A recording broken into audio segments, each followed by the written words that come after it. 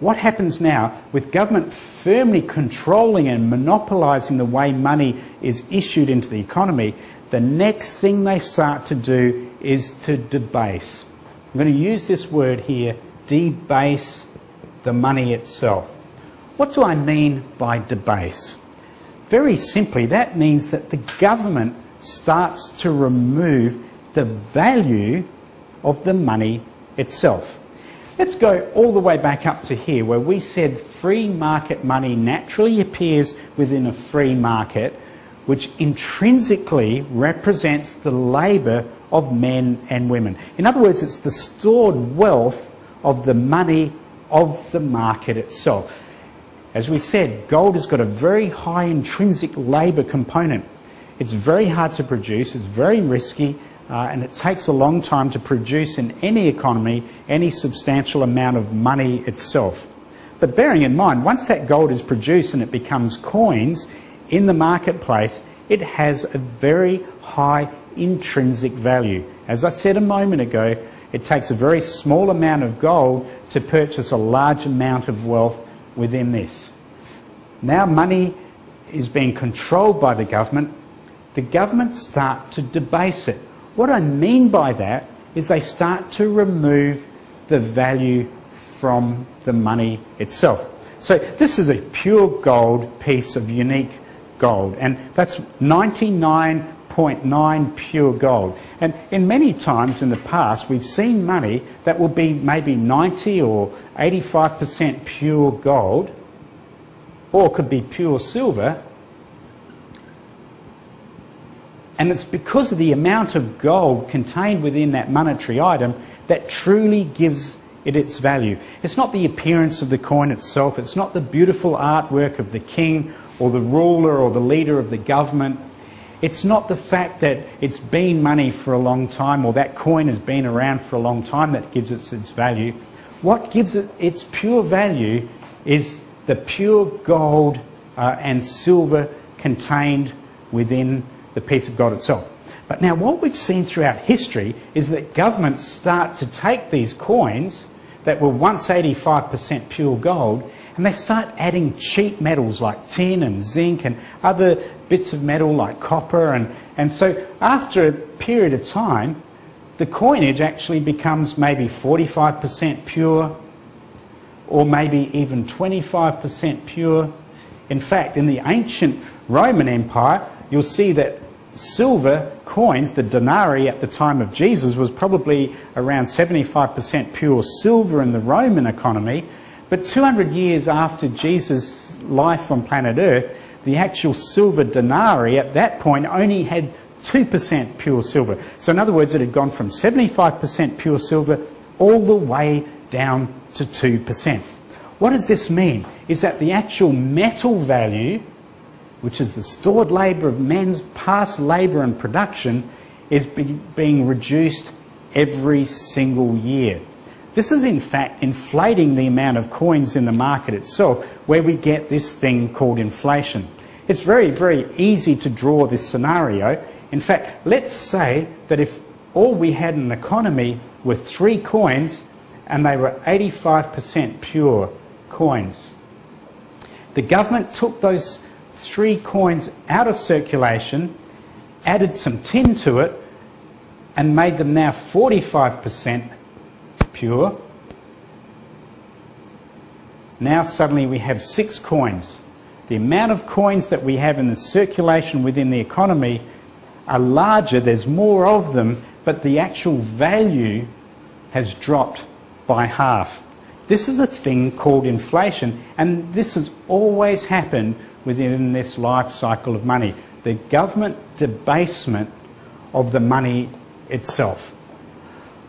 Now for a period of time it's okay. In fact, it's interesting that in many times in past societies and civilizations, inflation, the creation of money that's not backed by labour, but in fact producing more money with less intrinsic value behind it, the thing called inflation, in fact, is very, very good for the economy at first. And at first nobody notices, but after a little while, people are starting to observe that the price for everything within this market is going up all the time. Yesterday it took one coin to buy a loaf of bread. Today it takes two. This process of inflation is creeping into the market because the government keeps on issuing coins into the economy. It's the old analogy that we've used many times. The more water you add to paint, the more paint it takes to paint the same wall. When the paint is in its pure form, it will take a lot less of it to paint a wall. But if I keep on adding water and water and water, then that paint becomes very, very thin and very ineffective to do its job, which is to paint the wall. And so it is with money that just keeps on growing, growing and growing. Now the smart viewer out there would be thinking to themselves, well, why does the government even do this debasement of money and inflate the money in the first instance? It's a great question. You know, we've all heard of counterfeiting, where people will take a plate that we can use to print, for example, United States dollar notes, and if a counterfeiter could set up a printing press in his backyard and just print paper, then he gets to spend that money. And people understand that that process is, of course, one that is highly illegal, and you would go to jail if you were caught counterfeiting United States or Australian currency or any one of the national currencies in the world today. A counterfeiter will go to jail. In fact, in the past times, a counterfeiter would in fact lose his life in many past civilisations and societies. But the reason governments debase the money is because they get to spend it first, just like the person printing notes in their backyard. By the king or the government or the ruler or the Caesar, it doesn't matter who it is, by them debasing the money, they're actually producing more money, which gives them the first chance to spend the money within the economy itself. Basically, it's a trick, and it's a trick to be able to spend money that you've not earned through your own hard labour. And of course, one of the things to understand about government is typically they don't produce anything of value in the economy itself or in the market itself. All they're really there to do is to maintain a legal system of law and order within the economy itself. So we've now got a debased currency which has gone all the way down to maybe 0% of anything in terms of pure value. In fact, let's have a look at this example here today. We started off back up here with free market money, and then we end up today with a piece of paper. Now that piece of paper has got $20 written on it, but in fact it's worth about 1/2 cent of paper and ink and manufacturing to make that note. The true intrinsic value of this $20 note is in fact about 1/2 cent, where in the past it was worth the pure gold content of the gold itself.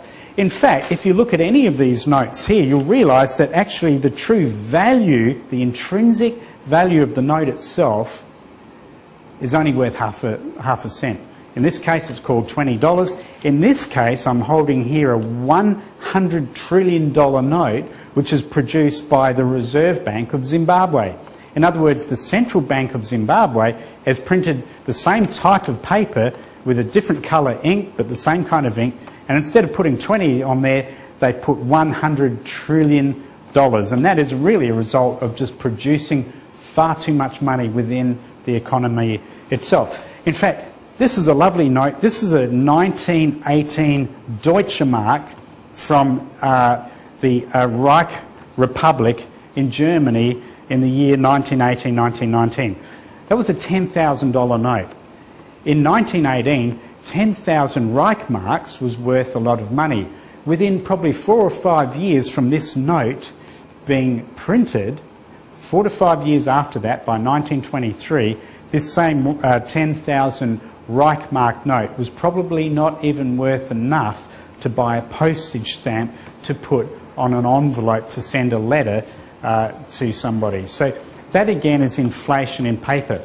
Really, paper is valueless in terms of really truly reflecting any stored value of the production of man or women, or any of the value of the free market itself.